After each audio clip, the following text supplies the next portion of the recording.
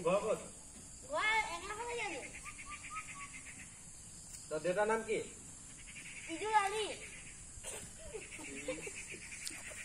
ভাত কিহেদি খালি? মাছ দি খালি? তোৰ ঘৰ মানুহ কেইটা? তিনিটা। তই ইয়াত কি কৰি আছিলি? ক্লাছ কৰি আছিলি? হয় নি? হ'ব তেতিয়া আজিৰ কাৰণে হ'ব তেতিয়া পিছত লগ পাম আকৌ দেই।